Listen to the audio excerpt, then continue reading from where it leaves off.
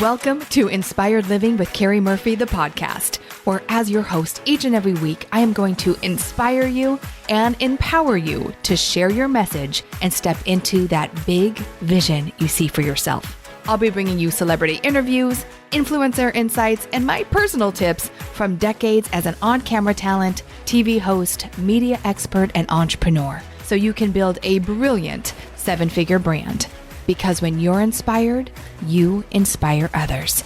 So let's go. I don't even know where to begin when it comes to my guest today. She is one of the most sought after motivational speakers in the world. She has transformed millions of lives.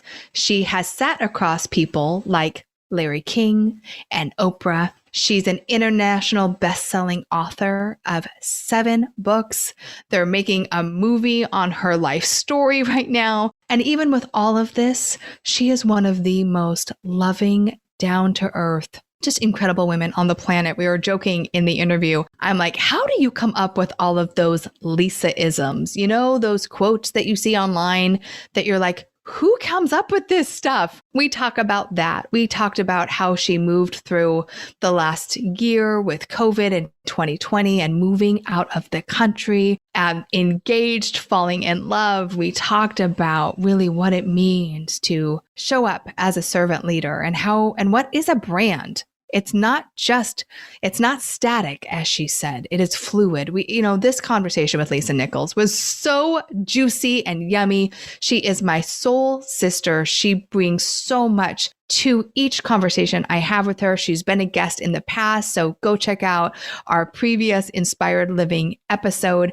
She has transformed her life from living on government assistance to being one of only 2 African American women that own publicly traded companies. She went from government assistance to multi-millionaire, but it was never about the money for her. It was always about the impact, and you will feel that in this interview today. So get ready to be inspired and quite possibly transformed with this Inspired Living interview with my friend, Lisa Nichols. All right, Lisa, I have to confess something to you. Knowing that I was going to be with you today, do you know what I've been saying all day? What? Ain't no party like a Lisa Nichols party. Lisa Nichols party, don't stop. Hey. I mean, that might be like circa 2015, 16. Yeah. For years though, like for years. 4 years. Yes. We said when we're starting the party and we said at the end of the party. And then the crazy thing is we said the next day during the conference when we party that night, when no one has a voice. Yeah. Ain't no party like a Lisa Nichols party. Ain't no party. I truly have to say it's been in my head all day. And I am excited to continue this party with you. You know, it's been a minute. We had you on Inspired Living TV. What was it? Like a few years ago? I feel like we've just, everything has time warped, you know? And here we are. Right now, we're both officially engaged. You are living officially brides to be at this moment. Officially, yes, brides to be. Now, when this airs, I'm going to be a wife and you're going to soon be a little bit closer. But right. I'll be still dancing in the to be dance. Right. But you've gone through a lot. I mean, last couple of years, I've seen your life transform. I've seen you find love. I've seen you grow your business. And I have to say, it's so funny, Lisa, because when I'm looking online and I'm digging into you a little bit and seeing what you've been up to, I feel like every amazing quote I've ever heard probably comes from Lisa Nichols. And so I'm curious, do you just sit down when you're bored and be like, what amazing thing can I come up with? No. Like, what do you do? Like, I'm really curious. Keri. Lisa-isms. Keri. First of all, I love it because I hear so many people saying Lisa-isms. I hear that, although not at all. Matter of fact, the majority of the powerful quotes or the sticky quotes that people love, they happen while I'm talking to someone in the moment. Because the moment bursts the quote, the moment bursts the thought. A lot of them that are unique and organic really had to be pulled out based on a conversation. Now, I will tell you this. I did have to learn how to speak in sound bites. Oh, yeah. Yep. So that, and from media, Yeah. that sound bites is your livelihood on any major media platform. So that I learned how to do, like, can you get it said in a nutshell? And the other part to that, Keri, is that I'm very disruptive. Like, I like disrupting someone's soul for whatever's possible for them. So I like those little, they're good. Like, oh, okay, wait. I have to say one that I heard today.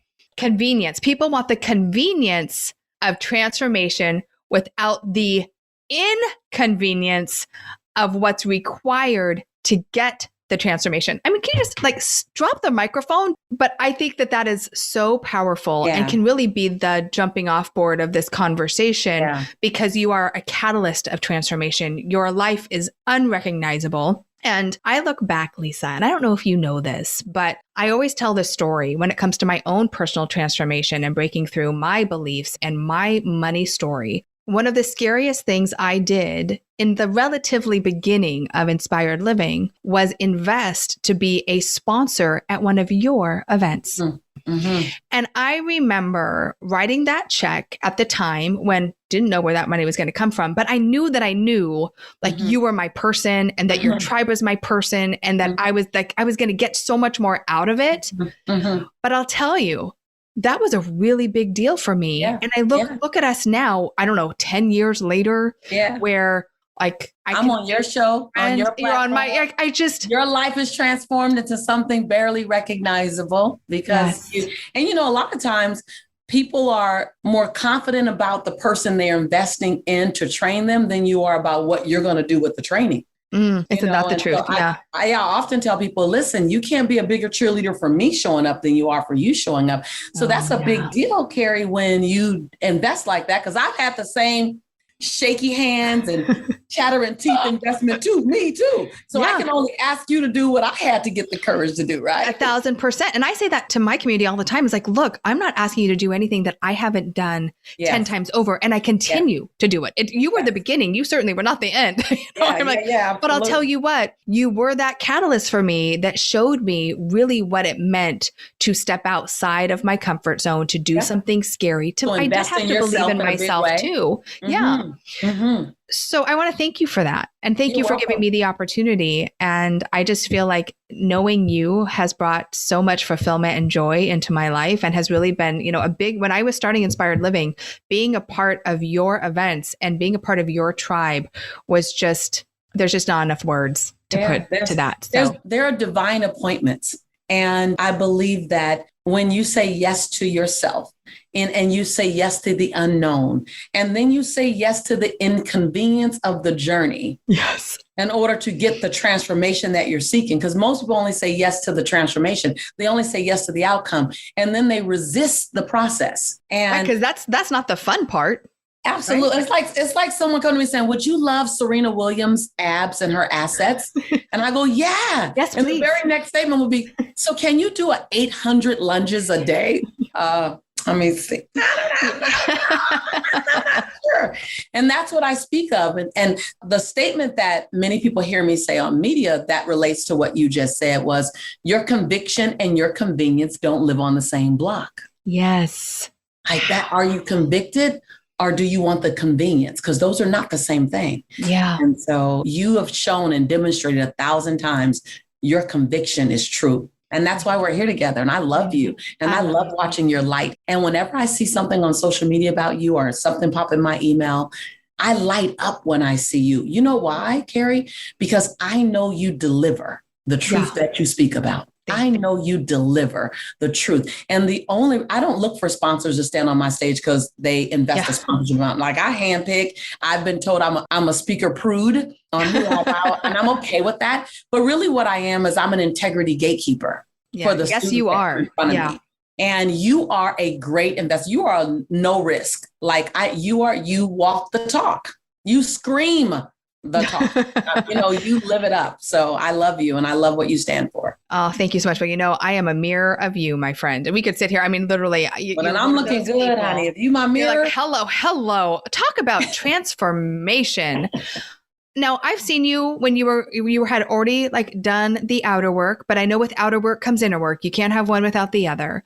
So, Lisa, can we just, I want to catch up if we can for a minute, because Yes. it has been a second since we've sat down together. When we were just talking offline, we were talking about when you were living in Redondo. I'm in Hermosa Beach. And you said, when I was living in Redondo, I never saw Redondo. Like I was traveling all over, like we knew where two places were, and Airport. the airport, the coffee shop, and the grocery store. Yeah. And you have made an incredible living really doing your genius work, which is breathing life and possibility into people. Like that is your talent. Like, oh my gosh, it just pours. It's a divine calling for you. Mm-hmm. And it's so apparent. But with 2020, I mean, that went away. Now, I know you had already built an online platform, but I'm so curious to know, how did you handle that year? I know you couldn't see Jelani, you couldn't see his wife. Like, at that point, had you moved out of the country? I'm curious. Yeah. I want to know what happened for you. 2020 was a really major mixed bag of experiences for me. There's the obvious experience of restriction, and I'm a butterfly.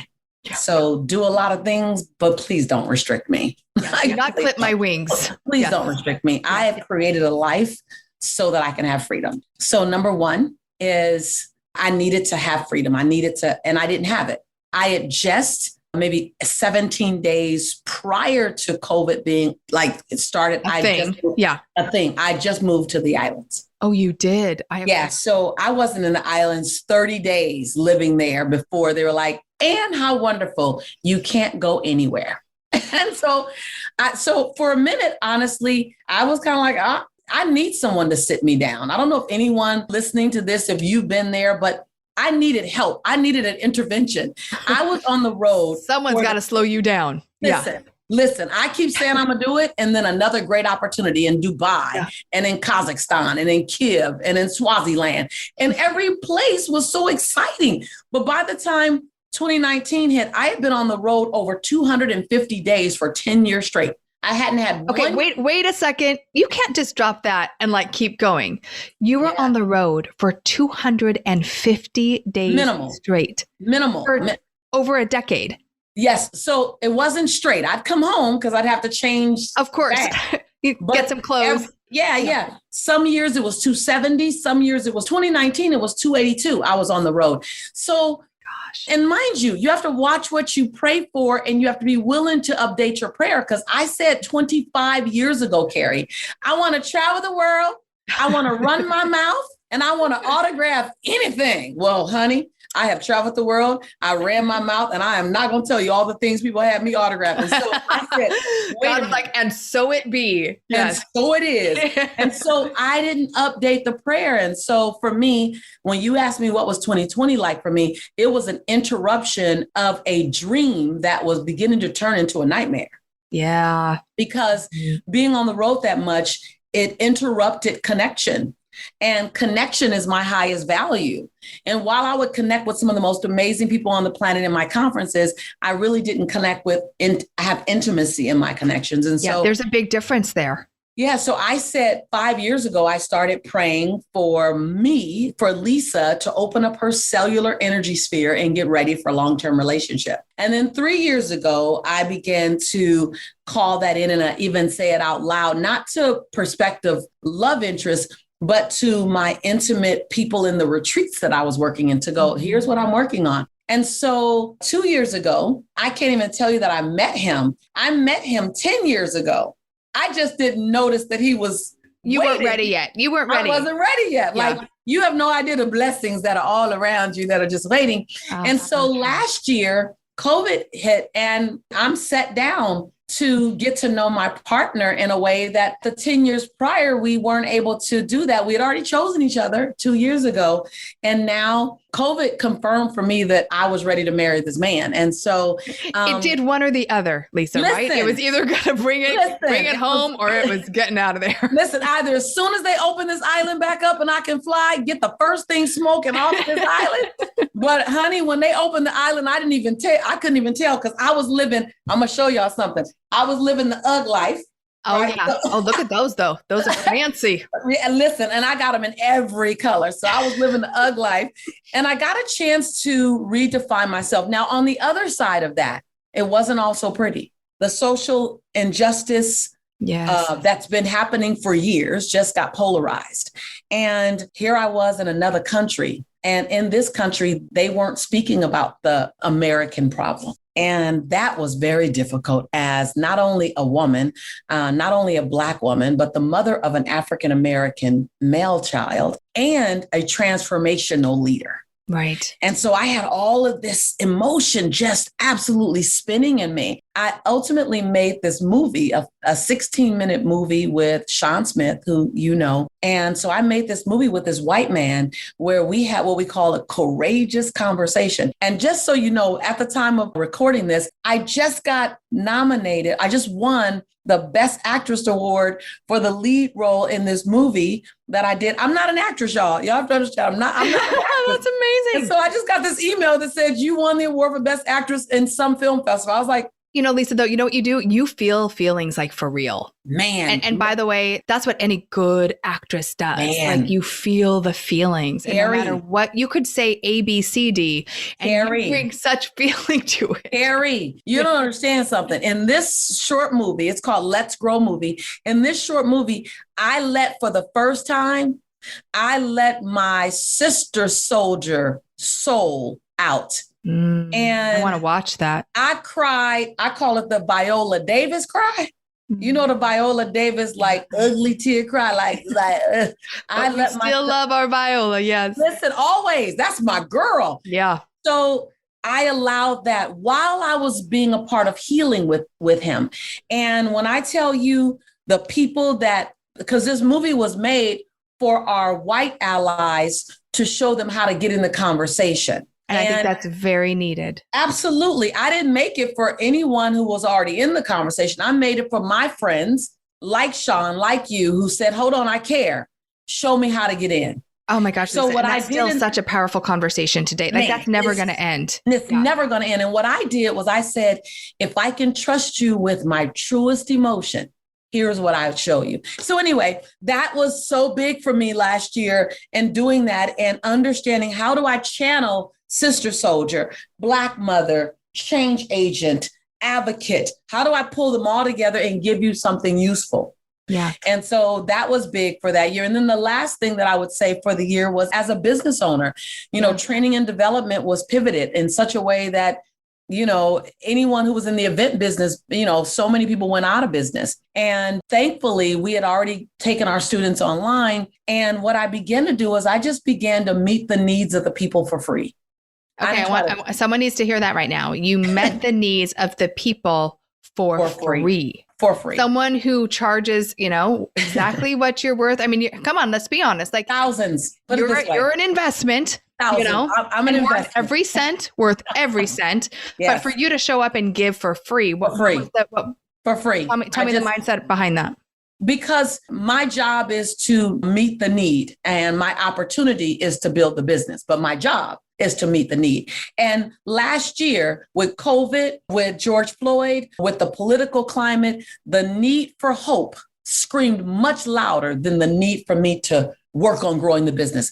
Give people what they are asking for, what they were looking for, hope, and they were looking for it from me. I didn't need to shape a program around it. That will come. But what you want will be born out of meeting the need. If you want to grow your business, go out and serve more, but don't serve with an agenda. Serve because it's the right thing to do. Yes. And so I just opened up with 30 days of possibility. I said, you guys, every day I'm going to get on and I'm going to give you 15 minutes of possibilities so we get a shot in the arm of possible B12 while we're navigating this crazy stuff. And so I did that. And last year, I can't believe how the company sustained. We didn't have to let one person go. We didn't have to drop one program. And all of it happened at the latter part of the year, because the beginning of the year and in May and June, and April, May, and June, all I did was go, what y'all need? What you want to talk about? How can I serve you? And then in July and August, we began to kind of corral and create things. But by then, we already had an additional 100,000, 200,000 people on the campus who were looking for some place to go. They were looking for, and so by the time I said, join me at that, like whatever that, and then I made it crazy. I took a program that we would normally charge, let's say $500, and I charged $97 for it. And everyone had already known the program back there to be a $500 program. And I said, $97, I just want you to release something so you have some level of commitment. And so people were like, listen, the program is free because we already paid for what you just gave us for the last 4 months. Like, this is free. And so there was so much time in, and there was so much loyalty, and there was so much proof in the making that getting people to take action was very, they were ready. They were ready because we'd already been in a divine exchange, Keri. Yeah. In fact, I think I've heard you say before, someone would have been mad if you didn't give them the opportunity, right, to go further with you, which I want to talk about in a second. But I just want to reiterate the point that you made, because I think there's a lot of people in fear and scarcity and looking for monetary solutions, right? And the question is, or the answer is, meet people where they're at. Just go serve people, pour into people without an agenda, and then you will figure out the thing that they need next. Actually, if you're looking for what they need, that is like, go figure it out. Go hang out with people who need what you offer. Your way to a sale. Yeah. Serve your way to a sale. You have to earn the right to offer. Yes. You got to earn the right to offer. Yeah. So serve your way to a sale. Serve your way. You have to earn the right to make an offer. That's how I look at it. And the way you earn your right is, have I poured into them? Have I served them just because it's the right thing to do? And then give them a dignified invitation to come and have more. Mm-hmm. It's like that one place in the mall. I know you've seen the one place in the mall where in the food court, they're standing out with their plate with toothpicks with samples of orange chicken. And they used to do that. Back in the day when we can gather. Right. And the one thing you would remember, if you could, is that they always had the longest line. Mm. I don't know how. Now, I'm not saying their food was the best. I'm saying that people felt more comfortable taking that leap to purchase because they'd already sampled. Mm-hmm. And there's so many examples of that. There's so many examples of give people the opportunity to choose you powerfully without question, and do it without an expectation that they may choose you. The desire for them to choose you, but there's no expectation. There's no quid pro quo. Don't do quid. Just do it because it's the right thing to do. You got this content, you got this intellect, you got these solutions, and I have the need, I have the problem, I have the desire. Come on, let's meet in the middle, and then let me make a choice thereafter. Oh, and then your job is, how many people can I serve? How many people can I serve? How many people can I serve for free? How many people can I serve for fee? How many people can I serve? I want to touch as many. And then what happens is you become the Pied Piper. You touch tons and then some will follow. You touch tons and some will follow. Yes, I love this so much. And I think people look at you, or they look at someone who seems really successful online. And that's something that you have cultivated and built by being committed to showing up. And I'm consistently. Yes. I mean, hello. You're talking to the girl who always says, like, consistent messaging over time. And that is how you've built the Lisa Nichols brand, the motivating the masses. I'm curious because when people come to me, Lisa, they're usually, they're in their 40s, maybe, they've left corporate. Mm-hmm. They're just so fearful of being judged and putting themselves out there, even though they have such a calling on their heart to share and to serve. Have you ever, and I know you've been doing this for a long time, but have you ever struggled with what they say, imposter syndrome, or the fear of what are people going to say about me? Or have you always just been so convicted with your message that you didn't care? I love it. Yes, I've had that. It's been a long time, but I remember, and this will sound very different from someone else's journey, but I really struggle with the imposter syndrome with The Secret. Mm. For those of you who may not, if you don't know what The Secret is, it's the law of attraction book that got translated into 162 different languages within 6 months. It was just ginormous. It was the book that Oprah said she had 7 people ask her, do you know about The Secret? Have you read The Secret? Have you watched The Secret? 7 people asked her in the same day. She said she was building the school in South Africa, and everyone kept asking her, have you seen The Secret? Have you seen The Secret? She said, She was so tired. She was digging ditches and she was doing stuff. She said she knew only two things was going to happen at the end of her day. Number one, she was going to have a glass of wine. And number two, she was going to watch The Secret. Yeah. And so it was just a big deal. And I did that thing that Benjamin Franklin says is the thief of all your joy. And that is, I compared myself. And the comparison to Bob Proctor and Jack Canfield and Reverend Michael Beckwith and, all the other brilliant teachers in The Secret, the comparison is what disempowered me. And so, yes, I thought I'm an imposter only because I looked left or I looked right and I began to compare Lisa. And so number one, I don't compare, which is easy for me not to do now. I like people say, have you seen? I go, no. And it's not that I don't respect other people. I don't have time to look. And I don't choose to look. Yeah. Because every time I look, it's like when I ran track. I was a hurdler in high school. And when I ran in college, and when I would look at the other lane, my coach said, the moment you looked at their lane, you got out of your lane. Oh my, okay, stop.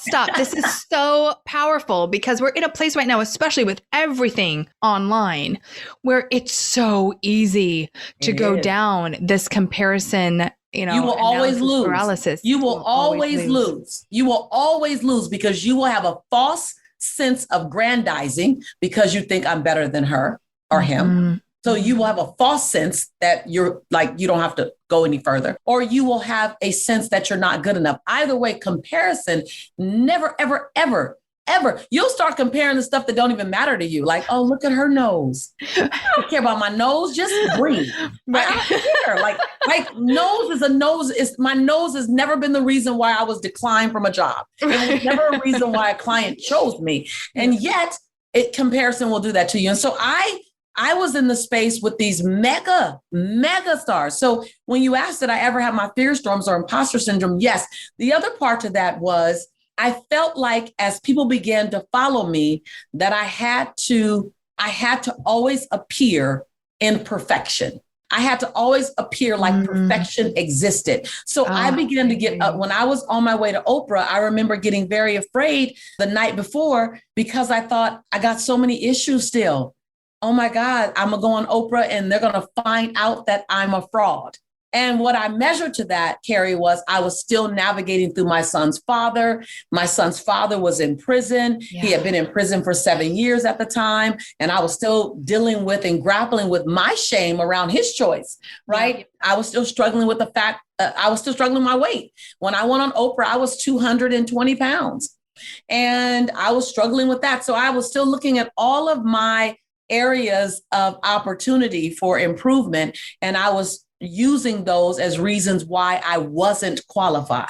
Wow. And what I realized was that it's not the achievement of perfection that makes me perfect for transformational work. It is the pursuit of progress that makes me perfect for transformational work. It took me a while to get that. Yeah. I mean, Lisa, I don't think that you could be this catalyst for the transformation if you always showed up perfect, because people can't see themselves in you. They can't to watch you continue to transform inspires me that I can do it. And I was watching an interview. It was an older interview, but you said, you know what, saying I'm extraordinary, what you said, like gets you off the hook, or like if when you think I'm extraordinary, if you're letting yourself off the hook. Because and I like that really hit me too, because how many times we put someone else on a pedestal and say, well, that's Lisa Nichols. Like, I can't be that. I can't do that. And you went from, getting government assistance with your son to running, like, I think it was one of two African-American women publicly traded companies, creating a multi-million-dollar brand. I mean, do you ever look back, Lisa, and go, what? Like, wow. Like, do you actually, so I love this talk about perfection, because a lot of things that my clients deal with is this need to be perfect, which we can say, I think, is the absolute opposite to growing a brand or successful or to do anything on the planet, is to try to show up as something that you're not. Yeah. Yeah. But I think it's also celebrating the milestones. I mean, yes, we talk about unrecognizable, but really, come on. Yeah. I mean, yeah. Well, number one, I want to make sure that when we talk about grow a brand, that's not a static experience. Growing a brand means you're of so much contribution that more and more people want you. Let's be clear what growing a brand is. I love that definition. Growing a brand is you've added so much value to someone's professional, business, or personal life that they want to share you with the world. That's what growing a brand. It's not static. It's not a term. It's not a logo. It's not a logo. It's not you can't do it in a sneaky way where you can do it without really showing up. You can do it without really serving, or you can do it without really being of value. Let me just tell you. Now, you can make thousands, sometimes hundreds of thousands of dollars selling the sizzle on a steak when the steak isn't even that good to eat. However, if you want sustainable, long-term, generational growth and contribution, make sure that the steak tastes good. And if you're a vegetarian, the bell pepper or the whatever it is. Whatever it is for you, make sure that the sizzle is sizzling, but that the taste can follow the sizzle. So I just have to say that. I have to say because that especially online in this space, I think a lot of people sell the sizzle, but the steak is gross. Right. It's not. And you can, the misnomer or the disconnect is that you can actually make a lot of money selling the sizzle. You just won't make it long term. Well, you're not going to build a brand doing that because people are going to figure out when they take a bite. It's like, ooh, right? And brand is based on impact. Yep. Brand is based on outcome. Brand is based on consistency. Brand is based on contribution. Brand is based on giving value. Like brand is just, don't get twisted with the word brand. Yep. That word has a lot of verbs in it. It has a lot of consistent verbs in it. It's not a static word. And so I don't even remember your question, Keri. I had to say that. I actually, because that's so much of what we do at Inspired Living is we help people create their brand. I know you do. And I've been watching you, girl. I know what you do. I mean, gosh, I hear this. I'm like, this is so powerful and juicy for the audience because they think it's static. I'm going to build the house and the house is done. No.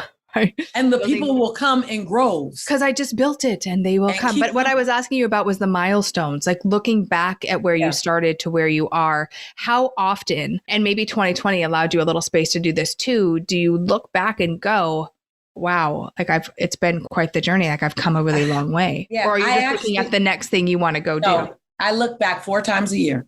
How do you do that? Every quarter I stop and take 2 to 3 days. And I look at my impact. How many people have I touched? And I track everything. So one, be a business owner. If you're going to be a change agent, make sure you understand what your change that you're making looks like because you become a responsible business owner, which is what we do a lot of our coaching on our campus. And so funny, I'm blown away how much CEO training I provide for people because I needed so much of it, right? Because I came in. One of the things I learned from you, Lisa, was build your CEO muscle. Like it's one thing to do this, but it's totally different running a business than starting a business. Listen, let me be clear. I never taught you how to do the thing that you do in the world. You're the master at that. We actually got you to come on our campus to teach our students that. I can't teach you how to do that thing you do, girl. You're the GOAT. But what I can do is to help you develop your CEO muscle so you can scale it, so you can sustain it, so you can go back and track it and talk about it and report it to the students that are on their way to you that want to know your track record. And so I look at it 4 times a year. And to answer your question, sometimes when I look at the sizzle reel, the video of me, and I'm sitting beside Oprah, across from Larry King, across from Steve Harvey, sometimes I am blown away. I just kind of go, what the heck happened? Right. And 4 times a year, I look back at our growth and I go, what made that growth happen? Like I study things. What made the growth happen? And what were people looking for? And how did I give it to them? And how can I give it to them better? And so I study the human behavior of people. I study where their needs are. I study when I've given them enough or when they want more. I also study what I need. Where was I? Yes. And so I do look back. I do take notes, but I got to tell you something, Keri, for a long time, I didn't. I would venture to say for the first 11 years in business, I really didn't. And part of it was 2-part, believe it or not. One part was I didn't know what I didn't know. And so I wanted to avoid it. I want to lean in on the muscle that's the strongest. Thank you very much. This muscle is strong. I want to focus on this muscle. I don't care. This muscle is Popeye. You remember Popeye? Oh, I sure do. And this muscle is olive oil. Remember olive oil muscle? And her muscle, little muscle, yes. Her muscle would jingle down here. And so part of it was I didn't want to focus on the muscle that wasn't developed.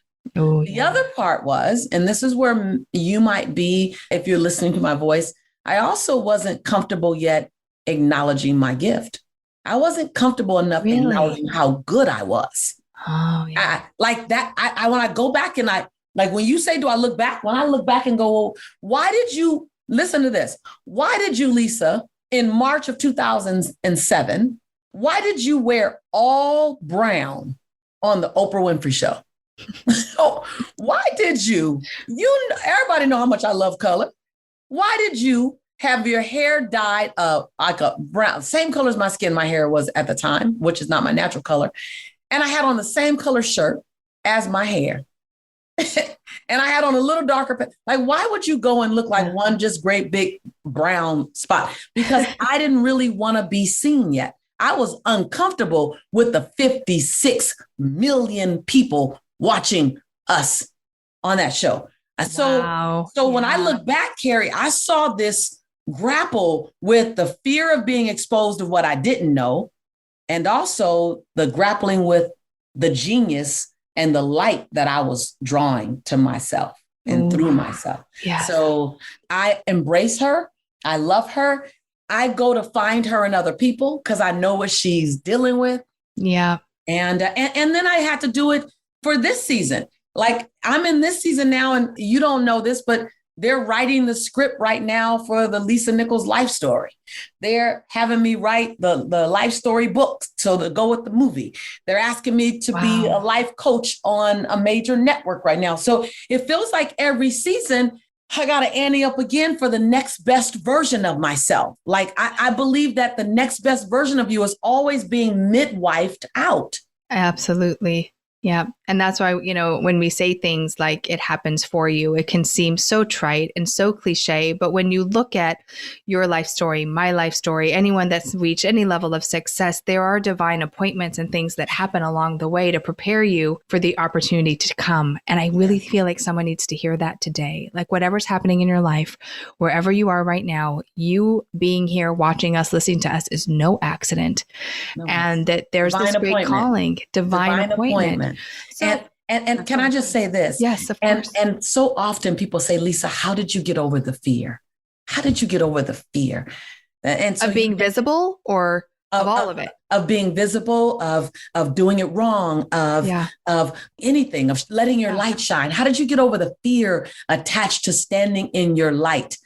And I always respond with, wow, how funny is it that you assume that I waited till I got over my fear before I took the leap? Isn't that a bold assumption? And it's a common assumption. And so I want to say, if the fear is hanging around, then grab a hold of it and leap with the fear. On my email, it says, hold fear in one hand and courage in the other and leap.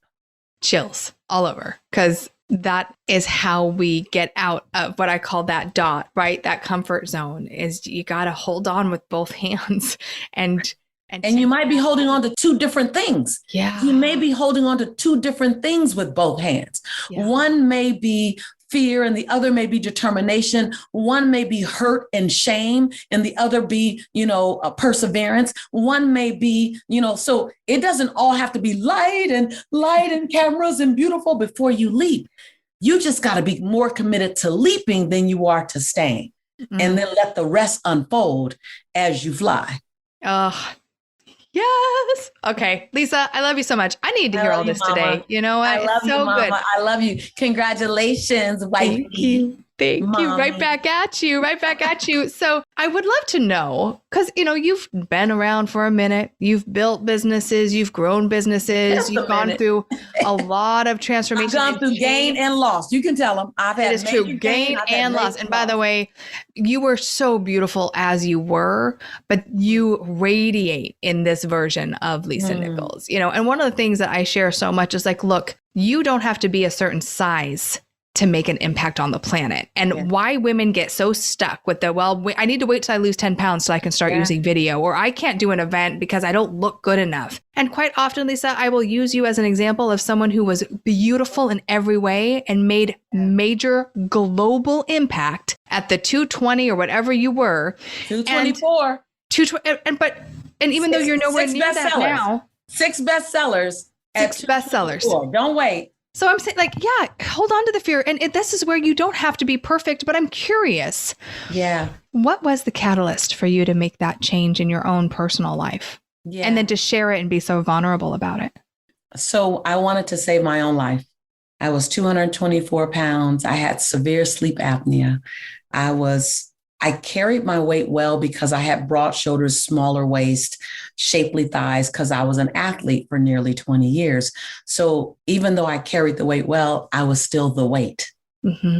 And I no longer wanted to use my outwardly success as a Band-Aid for my health. Mm-hmm. I wanted to see my son's children be born. Yeah. I wanted to give myself the best chance at longevity. I wanted to disrupt the Black woman over 40 plight with health and weight. I wanted to be a model for her. There were so many reasons that were personal. It wasn't even about my brand. Listen, I'd already had 7 You bestsellers. had an incredible I'd already been brand. on Oprah. I'd already been on Larry King. Like, I was like, no, it wasn't about that. I wanted to touch my next best version for me. Mm. And my health was my kryptonite. It was my kryptonite, Keri. It was that place I couldn't make progress. And let me tell you why. I had some health challenges that required medical help. And I was too stubborn to want to get any medical help. I didn't want to surrender to the fact that I could not do it on my own by myself, because I equated not being able to do it with weakness. Yeah. When that was not the truth, but that's what my ego told me. Like, sure. If you're listening to my voice, I want to challenge you. What is your ego talking you into, or what is your ego talking you out of? Yes. My ego talked me into being over 200 pounds for 19 years. My ego talked me out of raising my hand and saying, I've done everything I could do. Where can you help me? My ego talked me out of that. And so my journey was very personal. I wanted to not be a statistic of a morbidly obese woman in her 40s who end up having a heart attack, and we don't quite know what happened. Well, what happened was I worked my heart so much, being on stage, being in the air, being on a energy, plane, being over 200 pounds, being a single mom. Like, I was stacking the deck against me, and you got to watch out when your deck looks beautiful. Mm. My deck was first class. My deck flew first class. My deck had a driver. My deck had an escort when I landed someplace. My deck, like, listen. It was sparkly. It was shiny. Was sparkly. Yeah. My ish has Swarovski crystals on it. So watch out. It doesn't make it any less challenging or detrimental. And so I needed to do it for me. And then let me just say this in full transparency, Keri. You said, and then to share it with everyone. What did it feel like to share? Why did I share with everyone? I'm gonna be honest. I wasn't ready to share it with everyone. I had no choice, because I lost 93 pounds in front of everyone's eyes. Right. So I actually, for 15 months, Keri, I was quiet about my health because I wasn't ready to share that journey. And I needed to own my privacy, to get the courage to tell my story the way I wanted to tell it and when I wanted to tell it. So I say to you, my friend, if you're watching me, your life is your life's journey. And even if you are a public brand, having a public conversation, providing healing and direction to many, you still have a right to your privacy. Yes, you do. And so for 15 months, I held it.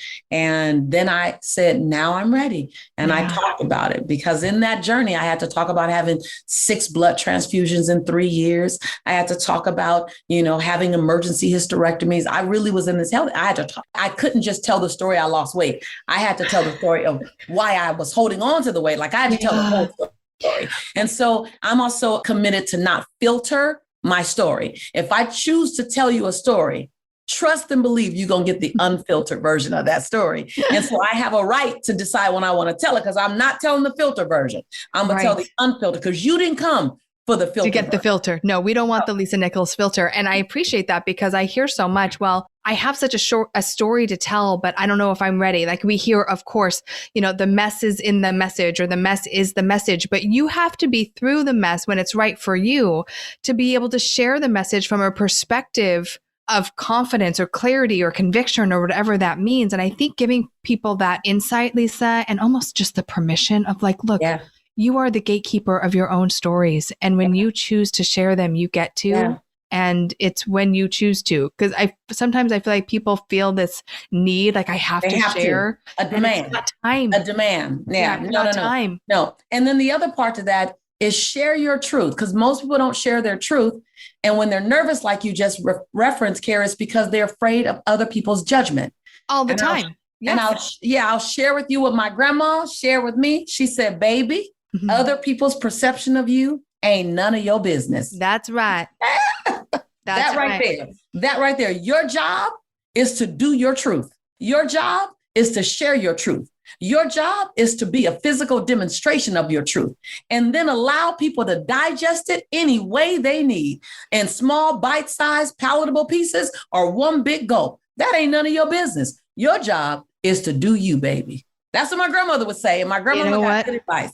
Your grandmother sounds like a lady I would love a whole lot. Hey, your job is to do you. Master you. To master you. You are an unrepeatable miracle. No one else can do you. And if you don't do you, who else will do you? What a waste. You'll never be done. If you don't do you, you'll never be done. Your light will never be seen by the world. It's your job to share your light. And if someone can't handle your light in that particular moment, they'll grab some shades, they'll turn they'll grab some shades. Grab some shades. Oh, love you so much. All right, Lisa, I always wrap up every interview with, what does inspired living mean to you? It means protecting your future memories of yourself. Ooh, tell me more. It means that you are now making the future memories that you'll look back on one day. And there'll be a time, God willing, when you're 95 or 105, when pretty much your days are spent looking back at the life you led. And inspired living means today protecting those future memories that one day you'll look back and have of yourself. That's what it means to me. Inspired living means any story that I know I'm going to want to tell when I'm 95, let me live it today. The way I loved, the way I forgave, the way I danced until my knees hurt, the way I laughed until my belly ached, the way I ate scrumptious, delicious food that I couldn't pronounce, the way I traveled the world and was a global citizen. If I want to tell those stories about my life when I'm 95 or 105, then right now I have to live it. That's inspired living. Yes, I'm speechless. I'm with you, Lisa. That is so beautiful. Listen, you have so many amazing people who love you, and you have people that are just learning about you. How can we get on campus with Lisa Nichols? What are you doing right now? How can people connect with you? Well, I'm doing this really cool thing that I'm just so excited about. It's really a life up level masterclass. And it's just a touch. It's a masterclass about an hour long. And so you can go and join us. It's free. And it's new and it's fresh and it's just this delicious culmination. Super yummy. Yeah, super yummy, super juicy and delicious. And it's riddled with new experiences that I've had. And it's just good. And it's designed primarily for game changers. So I designed it for those of us who wear the cape all the time. So it's not for the people who pull on the cape. It's for those of us who wear the cape. So if you'd love to join us, I'd love to have you.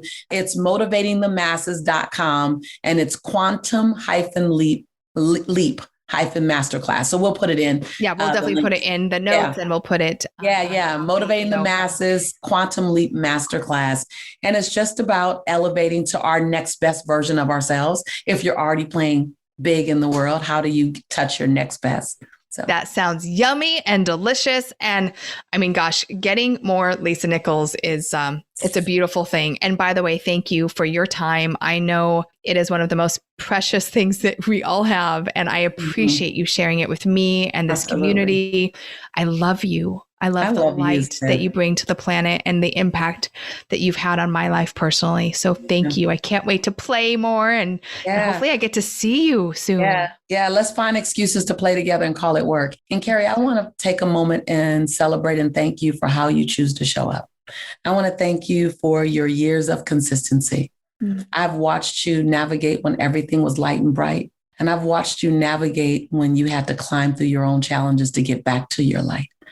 And on behalf of every man and every woman who gets to own their power because they cross your path, thank you for what you've had to do that no one ever sees. I love you. I love what you stand for. You are an easy yes, yes for me. And I'm always your sister. I might not be easy to get a hold of, but you always got access to me. I love you, sis. I love you, Lisa. Thank you for that. I received that and I appreciate that.